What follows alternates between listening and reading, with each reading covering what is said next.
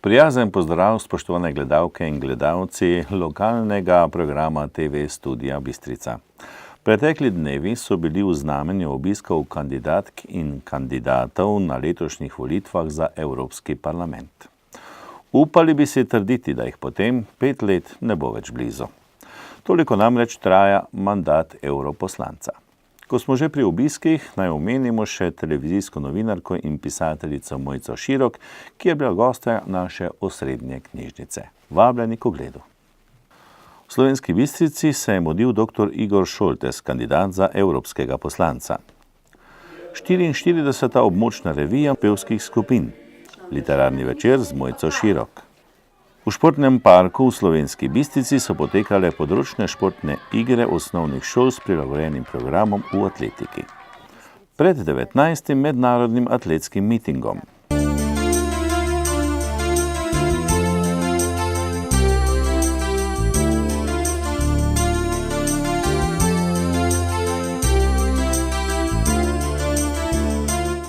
V petek, 17. maja, je občinski odbor Desus Slovenska Bistrica v prostorih prostovoljnega gasilskega društva Slovenska Bistrica organiziral srečanje s kandidatom stranke Desus na evropskih volitvah dr. Igorjem Šoltesom. Srečanja se je udeležil tudi predsednik stranke Desus Karel Erjavec. Kandidati oziroma kandidatke za letošnje volitve v Evropski parlament malo da ne že alarmantno opozarjajo na pomembnost tokratnih volitev, kaj zaradi česa so tudi po vaši sodbi tokrat tako ali pa še posebej pomembne. Zato, ker se je v teh 5 letih našega mandata zgodilo toliko, kot se ni prej v 20 letih.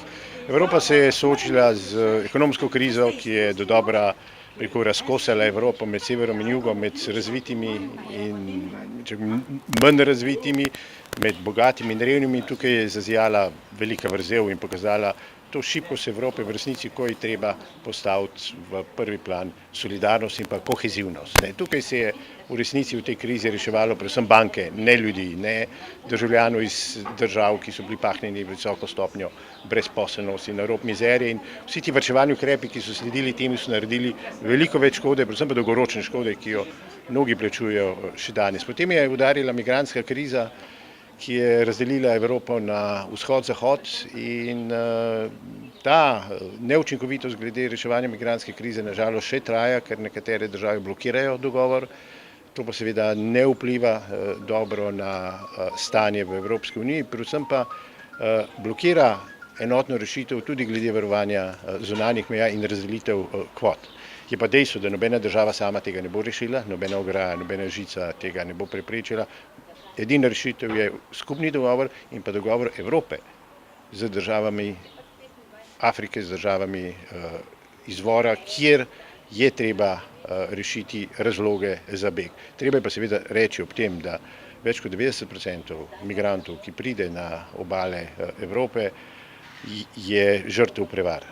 To so migracije, prevare, kjer so na delu kriminalne družbe mafija, ki služi na z usodami ljudmi, milijarde, tako kot s trgovino z orožjem, seveda tudi z drogami in ljudmi, in to je absolutno nedopustno, in to je tisti pravi boj, ki ga moramo biti, zato da preprečimo ta del in seveda Evropo postavimo v normalne temelje, ker treba je reči, migracije so toliko stare, kolikor je staro človeštvo, in migracije bodo še naprej. In ravno zato, ker je Evropa bila obakrat presenečena in je spala en sen zadovoljne trnulčice, in ta neoliberalni valer je postošil po Evropi tudi v času teh kriz in za sabo pustil veliko ljudi, ki so ostali na robu, ki so na robu revščine, ki so frustrirani, nezadovoljni. Pozabilo se je na ključen izziv Evrope, socialno pravičnost, na prerazporeditev bogatstva, in ljudje so bili upravičeno jezni, razočarani in izgubili zaupanje v Evropo. To pa je bilo pomembno gojišče in pomemben prostor za to, da so vzniknile te sile, ki govorijo strupen jezik, ki razbijajo Evropo, ki postavljajo ta nacionalizem na prvi plan, ki govorijo z populističnim nevarnim jezikom o tem, da Evropo ne potrebujemo, da je pomembna suverenost in da je pomembna moč posameznih držav in se postavljajo v vlogo odrešenikov, ki se seveda postavljajo na celoten sistem. To pa ustvarja seveda napetosti, ustvarja sovražni govor, ustvarja klimo, ki ruši perspektivo Evrope, ker moramo se zavedati. Evropa je civilizacijski dosežek miru. In 70 let miru v Evropi je tisto, kar je največji dosežek Evropske unije, ker evropski narodi toliko časa nikoli v zgodovini praktično niso živeli brez vojn. In ravno zato so te volitve tako prelomne. Ravno zato, ker sta se pravzaprav znašla dva pola, eni, ki hočejo šibko Evropo, ki hočejo močne narode in tisti, ki pravijo edino močna, povezana, skupna Evropa, ki temelji na solidarnosti, ki temelji na socialni pravičnosti, ki temelji na pravični trgovini in zaščiti potrošnikov in seveda tista Evropa, ki razume, da je ekologija in staranje prebivalstva tisto, kar bo zaznamovalo prihodnost. In upam, da to ne bo presenetilo Evropo tako kot tiste dve krizi in na to mora biti pripravljena. Dejstvo je, da volilna udeležba na evropskih volitvah ni ravno premo sorazmerna z agendo v pomenu volitev. Pri nas v Sloveniji praviloma na evropske volitve odide približno četrtina volivcev, kar predstavlja pravzaprav dobro polovico volivcev v ostalih članicah Unije. Ja, evropske volitve so postale na nek način tudi eno ogledalo od tega, kaj Evropa pomeni ljudem. Kako razumejo to širšo domovino, če rečemo Evropska unija, in udeležba pada iz leta v leto. Upam, da tokrat vseeno se trend obrne drugače, ker ravno to, kar se je dogajalo v teh letih, ki je polnilo tudi strani časopisov, minute na televizijskih oddajah, vključno z Brexitom, vključno z razprtijami, s temi izpadi posameznih tudi evropskih politikov in poslancev, da to spodbudi vseeno v ljudeh, da ni vseeno, kdo sedi v Evropskem parlamentu. In tudi kampanja Grem volit je v polnem teku in mislim, da je trenutek, ko morajo tudi ljudje prevzeti svoj del odgovornosti, da če ne bodo volili, bo namesto njih volil nekdo drug. In če bo nekdo volil namesto drug, potem seveda tudi ni mesta za kritiziranje. In v tej borbi smo skupaj, v tej borbi, da Evropo postavimo na tirnice, v katerih je bila in da damo skupno lepilo prihodnosti Evropske unije. Sam z vso odgovornostjo trdim, da je to seveda socialna pravičnost. No in ravno ta socialna pravičnost je tisto, ki naslavlja prave teme in ki postavlja ljudi zopet v središče Evrope, središče družbe. In to je odgovor in odgovornost do starajoče se družbe, do mnogih, ki so se znašli tudi v osebnih, finančnih in pa preživetvenih stiskah, o dolgotrajni oskrbi, o pravičnih pokojninah, ker treba je vedeti, da pokojnine seveda niso socialna pomoč. To je plačilo za minulo zasluženo delo in družba, ki je solidarna, ki razume, da pravica do dostojnega plačila je temeljna pravica in da tudi pravica do poštenega dela in dostojnega dela je človekova pravica, ki je pravica visokega ranga, zapisana v ustavi, zapisana v mednarodnih aktih. In to so pravice, ki jih je treba uveljaviti in spoštovati. In mislim, da bo to pošten izziv Evrope za naprej, da razume, da brez ljudi, brez vrnitve dostojanstva ljudem Evropa na dolgi rok ne more preživeti in trajni mir se lahko resnično zagotovi samo z socialno pravičnostjo.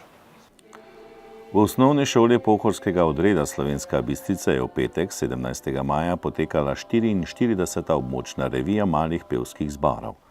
Na prireditvi z naslovom Male skupine, velika pesem, ki jo je organizirala območna izpostava Javnega sklada za kulturne dejavnosti Slovenska Bistrica, je nastopilo 10 skupin iz občin Slovenska Bistrica in Makole.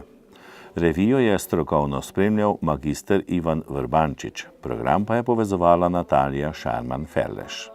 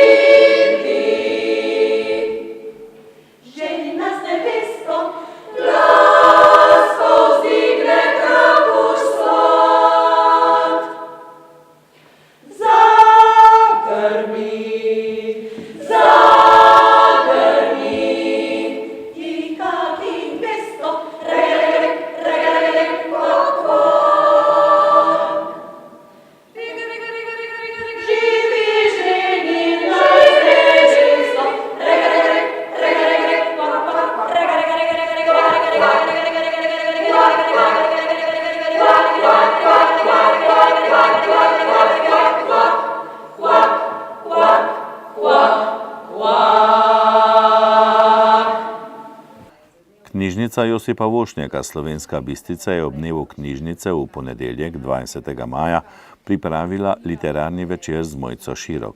Mojca Širok je novinarka in pisateljica. V bogati televizijski karieri je bila novinarka v zunanje politični redakciji in dolgoletna dopisnica iz Italije in Vatikana. Za svoj literarni prvenec, kriminalni roman Pogodba, je Mojca Širok prejela knjižno nagrado Modra ptica. Prireditev so vključili tudi v projekt Vošnjakova bralna značka za odrasle Sezona umorov. Konec 90-ih let zaposlili na RTV Slovenija, vodili ste informativni oddaji Televizije Slovenija Dnevnik in Odmeve in leta 2004 in 2005 ste prejeli tudi medijsko nagrado Viktor za najboljšo voditeljico televizijske informativne oddaje. Kaj vas je pravzaprav prineslo pred kamere? Telefonski klic. Z vaše strani? Ne, obratno. V bistvu jaz Edvarda Žitnika danes poznate kot dopisnika iz ZDA, ne? Malo kdo ga ne bi poznal z onimi njegovimi čepicami smešnimi. Ne? No, on je bil takrat leta 1998, je bil ravno kar prišel iz Bruslja, kjer je bil dopisnik v Bruslju, on je bil radijski novinar. In kot veste, ima RTV, pač dopisnik RTV Slovenija v tujini je dopisnik za radio in za televizijo. On je bil dopisnik iz Bruslja in ko se je vrnil v Slovenijo, je postal urednik zunanje politične redakcije na televiziji. In jaz njega nisem poznala, mogoče sem ga videla enkrat, dvakrat v življenju, ampak drugače tako se nisem poznala. Jaz sem bila novinarka na Mladini in dobim ta telefonski klic in najprej me je vprašal, ti, a imaš diplomo? Sem rekla, ja, zakaj pa sprašuješ? In pravi, da se dotedajni dopisnik RTV iz Rima in Vatikana Jure Pengov namerava vrniti, da ne namerava podaljšati mandata, da na RTV-ju kandidatov ni in če bi mene to zanimalo, priti v službo na RTV. In jaz sem to nekaj časa malo tako gledala, kaj bom jaz tam, ne vem, nekako. Vedno sem se imela za pišočega človeka, ne pa za v bistvu novinar elektronskih medijev in dejansko sem imela pol tudi kar velike težave, da sem preklopila v žanru, ampak takrat sem pol razmišljala nekaj časa in sem pol na to pristala. No, tako da v bistvu sem šla potem z Mladine, tam sem dala odpoved, sem bila 6 mesecev na RTV, v hiši in potem sem šla takoj v Rim. In kot ste mogoče zdaj že videli, jaz mislim, strašno rada govorim, ne?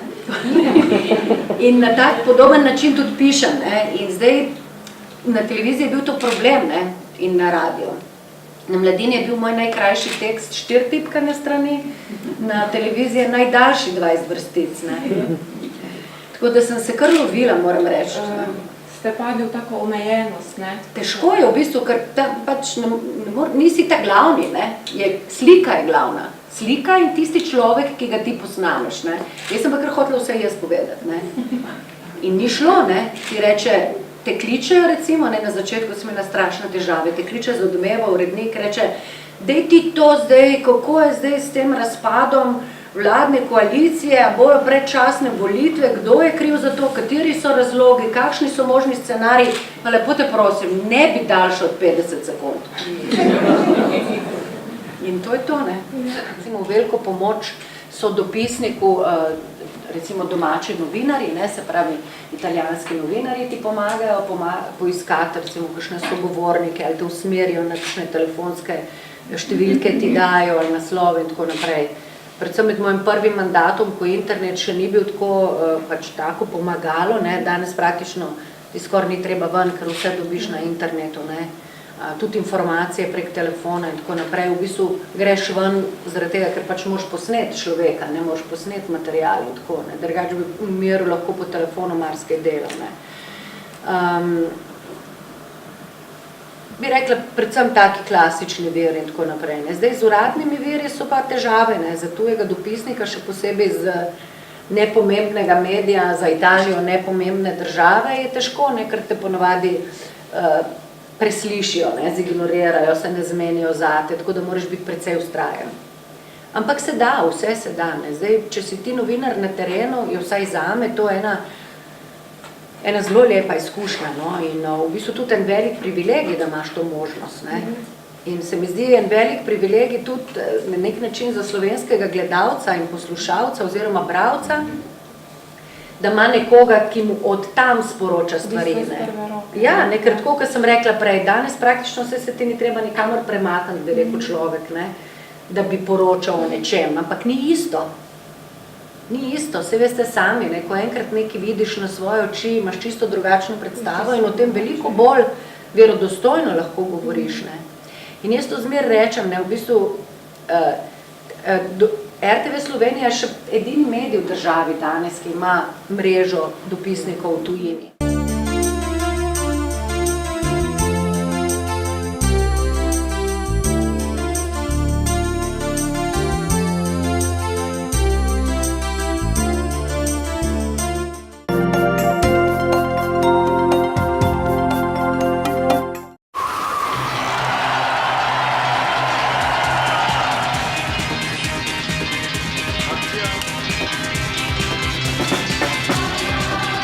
Teden ljubiteljske kulture.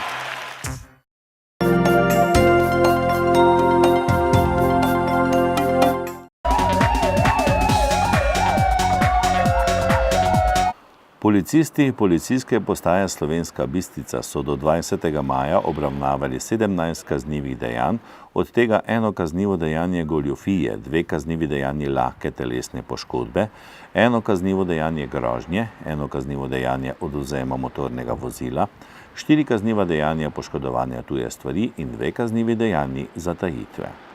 Slovenska Bistrica. Neznani storilec je iz osebnega vozila odtujil 4 okrasne pokrove koles in tako lastnika oškodoval za 200 evrov. Neznani storilec je v ene od trgovin z oblačili v dnevnem času odtujil večjo količino oblačil in s tem oškodoval lastnika za 500 evrov. Koritno. Neznani storilec je poškodoval okensko krilo stanovanjske hiše in s tem povzročil za 100 evrov škode. Kebel. Neznani storilec je z grafiti popisal fasado osnovne šole in s tem povzročil za 1000 evrov škode. Varoš. Neznani storilec je vlomil v gospodarsko poslopje ter odtujil ročno kosilnico, motorno žago in večjo količino pogonskega goriva. S tem je lastnika oškodoval za 700 evrov. Policisti so bili obveščeni o 9 prometnih nesrečah. V 3 primerih so odstopili od kraja ogleda, v enem primeru so nesrečo zaključili z uradnim zaznamkom, v 4 primerih so povzročiteljem izdali plačilni nalog, v enem primeru pa so zoper povzročitelja podali obdolžilni predlog na okrajno sodišče Maribor. Zaradi vožnje pod vplivom alkohola so izvedli 8 ukrepov, 6 voznikom so začasno odvzeli vozniško dovoljenje in izdali plačilni nalog. Zaradi kršitev cestno-prometnih predpisov so izdali 48 plačilnih nalogov. Zaradi suma kršitev javnega reda in miru so posredovali v 8 primerih, od tega so 3-krat posredovali v zasebnih prostorih in 5-krat na javnih krajih. V 6 primerih so kršiteljem izdali plačilni nalog. Policisti so izven naselja Slovenska Bistrica izsledili tudi osebno vozilo, ki je bilo odtujeno in ga vrnili lastniku v Mariboru.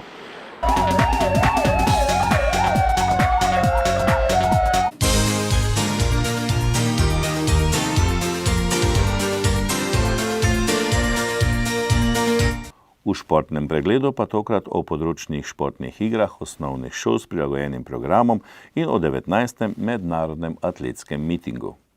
Osnovna šola Minke Namestnik Sonje je v sodelovanju z Atletskim društvom Slovenska Bistrica v torek 21. maja v športnem parku v Slovenski Bistrici izvedla področne športne igre osnovnih šol s prilagojenim programom.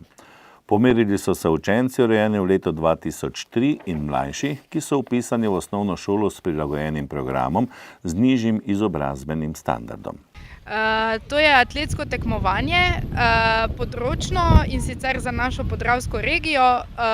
Tekmuje oziroma sodeluje 8 šol iz tega področja, se pravi osnovna šola Minke Namestnik Sonje Slovenska Bistrica, osnovna šola dr. Ljudevita Pivka Ptuj, osnovna šola Lenart, osnovna šola Muta, Ravne na Koroškem, Slovenj Gradec in pa Maribor. In v katerih disciplinah? Tekmujejo pa v tekih, se pravi na 300 metrov, na 60 metrov, na 1000, potem mečejo vortex, skačejo v daljino, v višino in nenazadnje se pomerijo tudi v štafeti. Gre pa seveda tudi za prijetno druženje. Nenazadnje je otroke presenetil tudi Miran Rudan. Ja, vedno je najprej otvoritev, ponavadi naša šola, gostiteljica pripravi eno točko in potem pripravimo še kakšno presenečenje. Tokrat se je na naše povabilo odzval tokrat domačin, pevec znani Miran Rudan. Nebo je zvezdo Bog pripel in tvoje ime nadel, zate jo bom vzel. Na nebo bom odrinil vso močjo, vem, da mi uspelo bo in nesel ti zvezdo bom dol. Reči danes ti želim, hvala, ker lahko zaspim in s teboj bom vsako noč kot nocoj. Naj zato ti v spomin zvezdo zlato podarim, trdno vedi, zate le živim. Na nebo je zvezdo Bog pripel in tvoje ime nadel, zate jo bom vzel. Na nebo bom odrinil vso močjo, vem, da mi uspelo bom in nesel ti zvezdo bom dol. Še čez 1000 let, ko brez naju bo ta svet, tvoja zvezda lepa bo kot sedaj. Njen bo dom nebesni raj in svetloba njen bo sjaj, vse dovolj bo za prihodnji rod. Na nebo je zvezdo Bog pripel in tvoje ime nadel, zate jo bom vzel.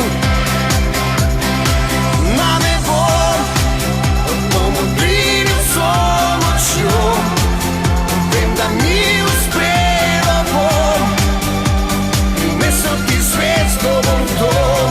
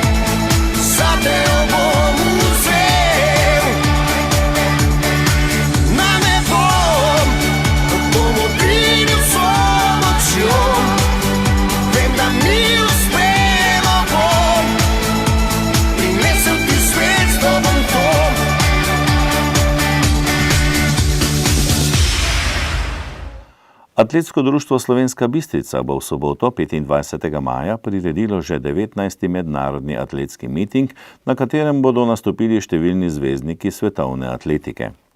Letos bo tekmovanje štelo tudi za mednarodno ligo, več o tekmovanju je za Studio Bistrica povedal Boštjan Friedrich, direktor mednarodnega atletskega mitinga.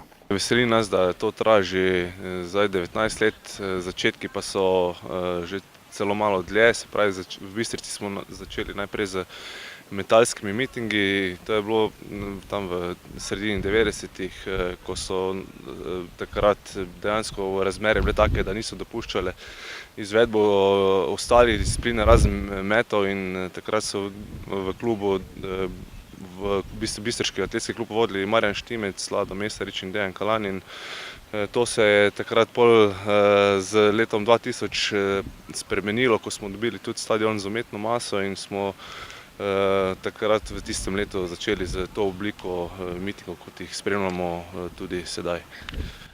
Letošnji miting šteje tudi za mednarodno ligo. Kako ste dobili organizacijo tega tekmovanja in kako pravzaprav potekajo same priprave? Ja, res je, ponovno se vrača Mednarodna atletska liga na slovenske atletske stadione. Pobudo za to je dala Atletska zveza Slovenije. Seveda nas zelo veseli, da se spet to obuja, kajti s tem bomo povečali tudi raven nivo samih mitingov. Sedaj v to ligo so vključeni 4 mitingi plus državno prvenstvo za člane in atletski pokal Slovenije za člane. Mitingi bodo potekali, kot ste že povedali, v Slovenski Bistrici, potem v Mariboru, v Ljubljani in pa v Novem mestu. In na koncu bodo tudi najboljši prejeli denarne nagrade za skupno uvrstitev lige, in pa na posameznih mitingih bodo prav tako denarne nagrade, ki so tudi zelo mamljive za vse tekmovalce, in s tem bomo vsekakor pridobili tudi na kvaliteti in pa na številčnosti mitingov. Tako ne bo manjkalo številnih zvezdnikov in zvezdnic svetovne atletike. Katera imena so nekako v ospredju, katere discipline? Ja, letošnje leto bo spet zelo, zelo kvalitetno pri nas v Bistrici. Kugla, medsuvanje krogle je nekako že tradicionalno zelo, zelo močna, in letošnje leto ne bo nič drugače. Nastopili bojo praktično vsi najboljši suvalci krogle na Balkanu. Imeli bomo dobitnika medalje svetovnega prvenstva Anteja Žuniča, tudi rekorderja mitinga, potem bodo tukaj še Filip Mihalevič, dobitnik medalje svetovnega dvoranskega prvenstva, potem Hamza Alić, naš tradicionalni gost, ki je tudi dobitnik medalj z evropskega dvoranskega prvenstva, Asmir Kolašinac iz Srbije, ki je prav tako dobitnik medalj iz svetovnih evropskih prvenstev. Skratka, vrhunska konkurenca. Potem ne smem pozabiti na naše najboljše. Luka Janežič je potrdil svojo udeležbo, tukaj bo tekel na 300 metrov. Martina Ratej se vrača po parih letih ponovno v Bistrico, ker zelo rada meče in tudi pričakuje zelo dober rezultat v metu kopja. Praktično vsi najboljši slovenski atleti bodo tukaj, in pa praktično vsi, ki veljajo na balkanskem področju, bodo tukaj. Pričakujemo tudi udeležbe z tekmovalcev iz Češke, Slovaške, Velike Britanije, Brazilije, Kuvajta, Tunizije, Egipta. Skratka, zelo pisana zasedba bo in se že res zelo veselimo dogodka. Seveda pa ne bodo manjkali tudi najboljši domači atleti in atletinje. Ja, ne smemo nikakor pozabiti na svoje atlete, ki je nastop pred domačim občinstvom še toliko večja motivacija, ker doma res tukaj treniraš in si želiš vedno dokazovati pred svojimi ljudmi, prijatelji. Tako da bodo nastopili tudi vsi naši najboljši tekmovalci z Sašo Babšek in Ninom Celcem na čelu, in pričakujemo tudi od njih zelo dobre rezultate. O kateri uri se bo začelo tekmovanje? Ja, miting pričnemo že ob 13:30, ko bo na sporedu po dolgem času tudi tek na 5000 metrov, ker bo nastopil tudi Matej Šturm, naš najboljši dolgoprogaš v zadnjih letih. Potem pa normalno si sledi urnik naprej in nekje vrhunec pričakujemo okoli 4. ure, ker bo največ teh glavnih disciplin na sporedu. In seveda se vsi vljudno vabljeni, da se nam pridružite in ogledate ta res en lep atletski praznik.